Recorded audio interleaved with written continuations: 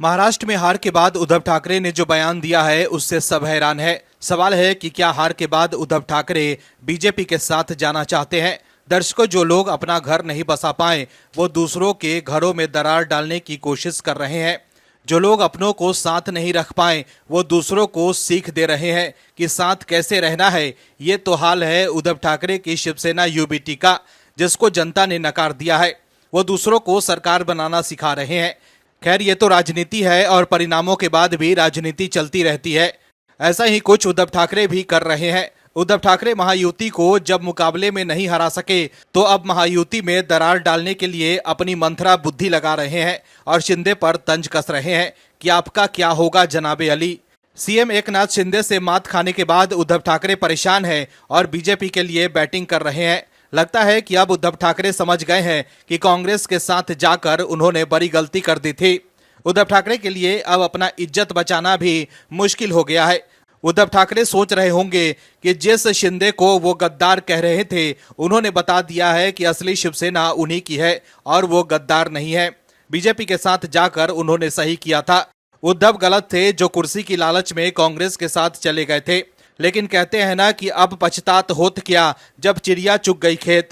अब उद्धव ठाकरे लाख बीजेपी की पैरवी करें लेकिन बीजेपी उन्हें अपने साथ लेने वाली नहीं है।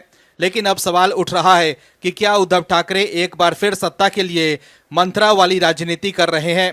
सवाल उठ रहा है कि क्या वो बीजेपी के साथ मिलकर सत्ता में आना चाहते हैं।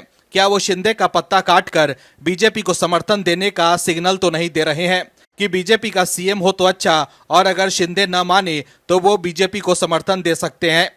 क्या है खबर, बताते हैं आपको इस रिपोर्ट में। दरअसल महाराष्ट्र विधानसभा चुनाव में महाविकास आघाड़ी की करारी हार के बाद पूर्व सीएम उद्धव ठाकरे काफी परेशान दिख रहे हैं। हार के बाद उद्धव ठाकरे और संजय राउत सब चिंतित हैं। वहीं हार के बाद उद्धव ठाकरे ने जो बयान दिया है उससे सवाल उठ रहा है कि क्या वो बीजेपी के साथ जाने का सिग्नल दे रहे हैं, क्योंकि उद्धव ठाकरे ने एकनाथ शिंदे पर तो तीखा हमला बोला है लेकिन बीजेपी की तरफदारी की है। उद्धव ठाकरे ने कहा है कि आशा है कि बीजेपी का सीएम बने। वहीं उद्धव ठाकरे द्वारा बीजेपी से सीएम होने के बयान पर राजनीतिक हलकों में चर्चा शुरू हो गई है कि हार कर ठाकरे ने शिंदे को असहज करने के लिए बयान दिया है। 2019 में बीजेपी और अविभाजित शिवसेना के बीच सीएम पद को लेकर ऐसी ही तल्खी थी। तब बीजेपी सबसे बड़ी पार्टी और शिवसेना दूसरे नंबर की पार्टी थी। शिंदे बिल्कुल उसी स्थिति में है जिस स्थिति में उद्धव ठाकरे थे, बस बीजेपी की सीटें इस बार अधिक है। बीजेपी को इस बार 134 सीटें मिली है जो बहुमत से सिर्फ 11 कम है। ऐसे में उद्धव ठाकरे ने तंज कसते हुए कहा है कि क्या एकनाथ शिंदे अब उनके नीचे काम करेंगे। अब उद्धव ठाकरे ने जिस तरह से कहा है कि आशा है कि बीजेपी का सीएम बने, उससे सवाल उठ रहा है कि क्या वो बीजेपी से ये कह रहे हैं कि बीजेपी जो बहुमत से सिर्फ 11 सीटें दूर है उसे वो समर्थन दे सकते हैं क्योंकि उनके पास 20 विधायक है।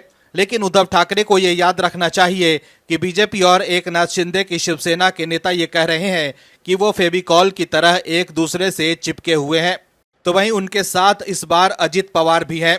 महायुति इस बार काफी मजबूत स्थिति में है। महायुति को 234 सीटें मिली है। ऐसे में उद्धव ठाकरे जो भी सिग्नल दे उनकी दाल गलने वाली नहीं है। वहीं हार के बाद उद्धव ठाकरे ने यह भी सवाल दागा है कि क्या यह परिणाम जनता को स्वीकार्य है। अगर ये स्वीकार्य है तो कुछ नहीं कहा जाएगा। सोयाबीन का कोई दाम नहीं है, महिलाएं असुरक्षित हैं, इसके बावजूद बीजेपी जीती है। उद्धव ठाकरे ने पूछा है कि ये गुस्से में मतदान किया लाडली बहना योजना का प्रभाव है, ये तो पता नहीं, लेकिन राज्य में बेरोजगारी बढ़ रही है। उद्धव ठाकरे ने यह भी कहा है कि वो आगे भी महाराष्ट्र के लिए लड़ते रहेंगे। महाराष्ट्र में उद्धव ठाकरे की पार्टी 95 सीटों पर लड़ी थी लेकिन उसे महज 20 सीटें ही मिली है। अब उद्धव ठाकरे जो कह रहे हैं कि राज्य में बेरोजगारी है वो तो पता नहीं, लेकिन उद्धव ठाकरे और उनके खास संजय राउत जरूर बेरोजगार हो गए हैं। Bureau report, OMH news. और भी वीडियोस देखने के लिए चैनल को सब्सक्राइब करें और बेल आइकन को दबाएं।